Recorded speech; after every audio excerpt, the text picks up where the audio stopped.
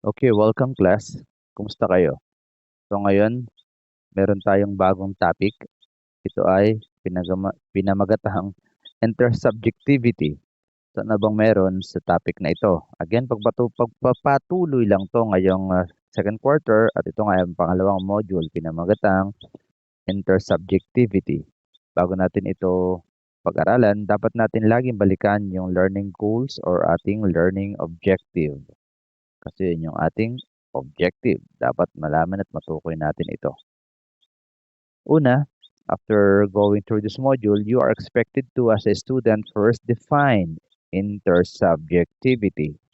Second, identify the similarities and differences of intersubjective concepts of the three philosophers, namely Confucius, Martin Buber, and Karol Wojtyla, or para hindi tayo mahirapan sa pronunciation ni Karol Wojtyla, si Pope John Paul II yan.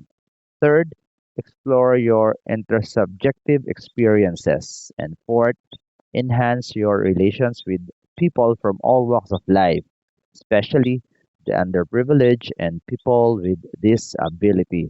Again, these are only four learning goals or objectives. This is what being expected out from you as a student. So having that said, define na natin. Unang-una na, bago tayo humukay ng mas malalim o magtampisaw pa ng mas matagal sa usapin ng intersubjectivity. Define natin anong meron dito, no? Okay. We have this. Intersubjectivity is a coined word from the prefix inter, which connotes among and between, and the philosophical term subject, that is equivalent to a conscious being. Highlight natin, kung may inter, which means among and between, then may subject equivalent to conscious being. Thus, intersubjectivity would mean in the general sense a sharing of subjective states by two or more individuals. So, ito ang definition ng inyong module, ano ang intersubjectivity according kay Chef 2006 or 2006. Give due credit natin si Chef kasi according to him or her, I don't know the sexuality of this person, that intersubjectivity is sharing of subjective states by two or more individuals. So, let's dive in one more time. Ating palang-palangin, chop-chop natin. So, kung may intersubjectivity and inter means among and between, then subject is conscious being, meaning to say, intersubjectivity ay ang pagiging malay o aware mo sa bawat isa na nakakasalamuha mo. Kung may interrelationship, pakikipagrelasyon, pakikipagkapwa, salamuha sa intersubject, kamalayan mo sa anuman, sa bawat sino man, kanino man, o anuman nga yan. Intersubjectivity would mean, in the general sense, as sharing of subjective states by two or more individuals. Kaklase mo siya kasi kaklase mo siya. Or, kasi kasama mo siya sa strand na yun, sa section na yun, kaya kaklase mo siya. So may ugnayan ka at may nag-uugnay sa inyo at yun yung strand and section ninyo. Would mean in general sense as sharing of subjective states. Subjective states ang inyong kinapapalooban dahil kasama mo siya sa strand na yun, yun yung kinukuha at inaaral mo at dun ka napasama sa section na yun. So intersubjectivity is being connected with everyone else. So, according to link.springer.com from Google, ito yung na-search natin. Let us again dive deeper. Talking about definition of intersubjectivity. Intersubjectivity, a term originally coined by the philosopher Edmund Husserl way back 1859 up to 1938, is most simply stated as the interchange of thoughts and feelings, both conscious and unconscious, between two persons or subjects as facilitated by empathy. Sir, ano po yan? Nakakain po ba yan? Empathy, being able to put yourself to someone else's shoes. Nalaglagan ng cellphone na wala o nasira ang kanyang gamit, nalaglagan ng ₱500 na baon 1 week.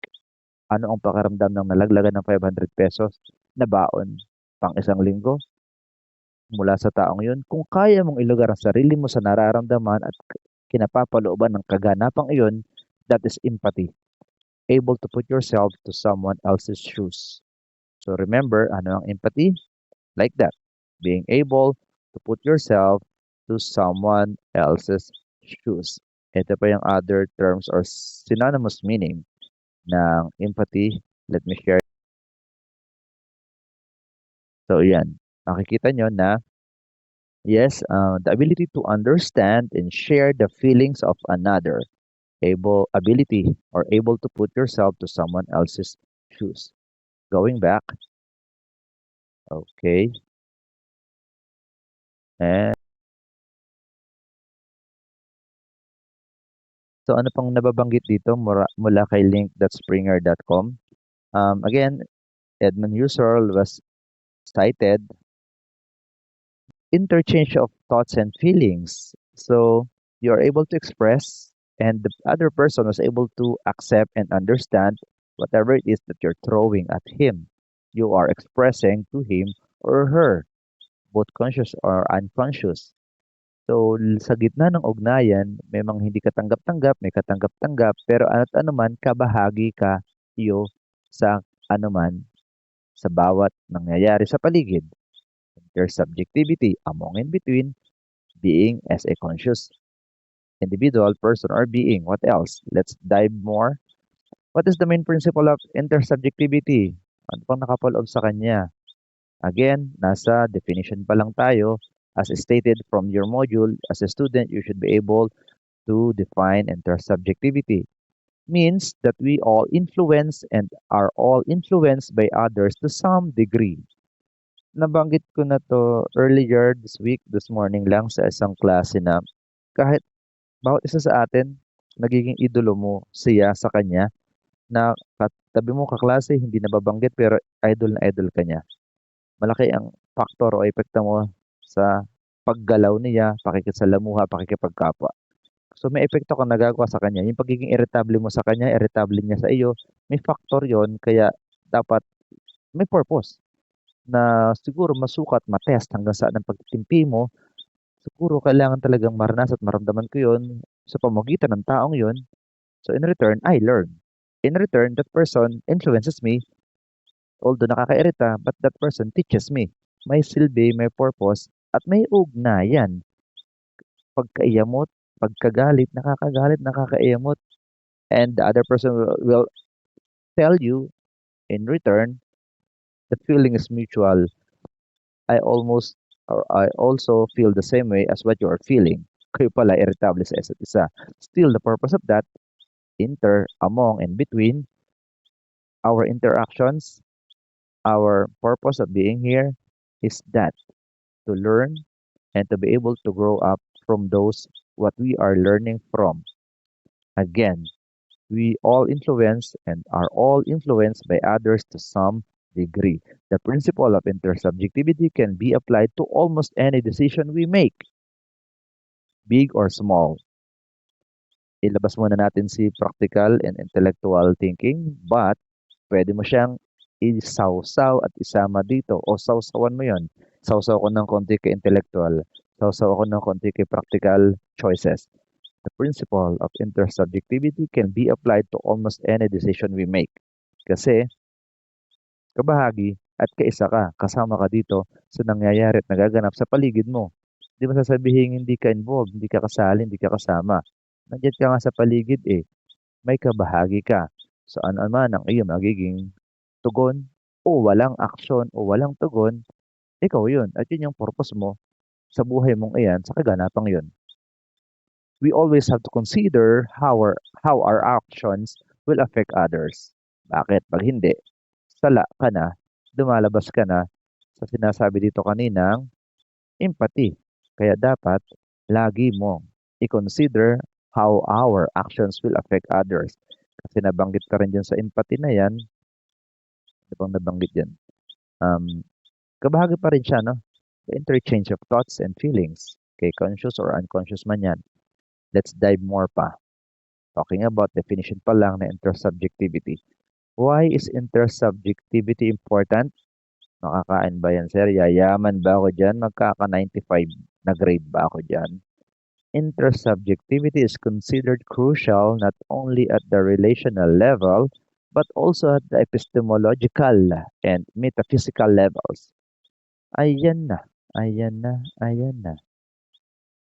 Metaphysics, beyond nature, and epistemology, how we gain knowledge and learning, it is important between right from wrong.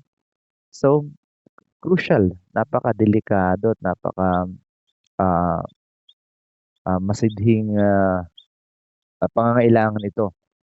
Kasi dahil at dala nga ng intersubjectivity kaya tayo natututo yung pagiging ganap na tao mo. For example, intersubjectivity is postulated.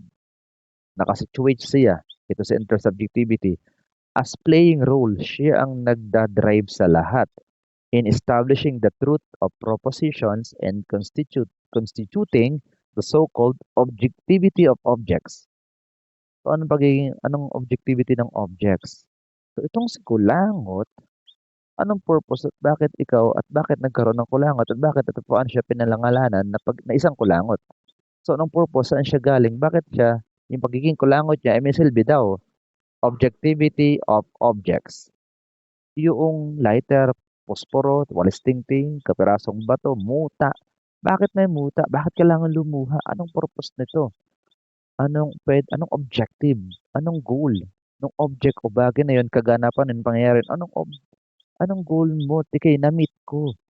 Ba't anong goal mo? Ako iyamot na iyamot sa iyo. Anong purpose mo sa akin? O baka ako na may siyang interpretation ng pagkakaunawa at ako naman itong naiiyamot, sorry, ay baka it has something wrong with me. The way I interpreted that I am naiiyamot sa iyo. So again, why is intersubjectivity important? Crucial to, playing role. The intersubjectivity, anong playing role? Sabi, interrelationship among and between in establishing the truth of proposition. Ano ang mga silbi? Ano ang layunin ng mga pinagbabanggit kong nauna? Maybe to teach us, maybe for us to grow up, to be a mature person or individual. Ano't ano man yan, nasa definition pa lang tayo ng intersubjectivity, dig deeper pa. Ang hamon ko sa inyong lahat. Going back, among and between conscious being. Look, meaning to say, we are here. As a person, we have a personal regard to self, but we cannot deny the fact. Ano yun? Objective fact of reality we all share. Kabahagi ka na dito. Hindi pwedeng hindi. Kasi nabubuhay ka sa mundong ibabaw, sa eskwelahan, sa Infanta Quezon, sa Calabarzon, Region 4A, sa Luzon, sa Pilipinas, sa mundong ito. That is an objective fact that we live with others. Again, no man is an island, walang taong kayang at pwedeng mabuhay mag-isa, so we also regard them as part of ourselves. Remember, sa Bayang Pagbigkas, National Reading Month, I think, salute to the Philippines modern-day heroes. Anong nabanggit doon? Si Jose Rizal, si Bonifacio, and may hamon sa parting ibaba ng article na babasahin iyon. Again, we live with others, so we also regard them as part of ourselves. Ang purpose mo ay mayroong kang purpose. Ano ba yung purpose mo? Pagiging ikaw mo, pagiging tao mo. We tend to place ourselves in others' shoes and relate them in good ways as possible, like what is shown in the comic strip below. Anong meron? Yung isa dito emotional, yung isa ay matured. Look, um, itong may mabiyahe, may maleta, nakabag. Sabi niya, I'll call you when I get there. Okay, or just text message me. So, willing siyang umalis, nagbilin siya anong pwedeng gagawin niya. Pag nakarating na siya doon, nag-propose din siya ng nais at gusto niya mangyari. Or email me, humirit pa si emotional na tao. Or Skype me. or instant message me. Natitigilan na si paalis na individual. Actually, just hug me. Yun na lang. Kasi nga emotional siya. Kasi mamawalay, kakalayo sila. What happens is, if only it weren't so convenient to be apart these days. Sabi niya, napakadali naman ngayong mawalay o malayo sa isa't isa kasi nga dala ng teknolohiya. So itong isa, alam ang mga pamamaraan para maging connected sila. Yung isa ay gusto yung personal at yung affection. Kitang-kita naman, affectionate siya, emotional na tao, individual. So ano pinapakita nito? May ugnayan sila. May ugnayan sila. Anyway, intersubjectivity, definition pa lang to. So, definition pa lang po ito. So, sana may makuha, matutunan. Dig deeper pa po tayo para mas matuto pa lalo. And be mindful sa mga activities at sa mga ipinopost ko araw-araw or every other day or once a week dito sa FB group. Use it. Sayang ang grade, sayang ang points para makagraduate na kayo. Thank you and until next time. Dig deeper.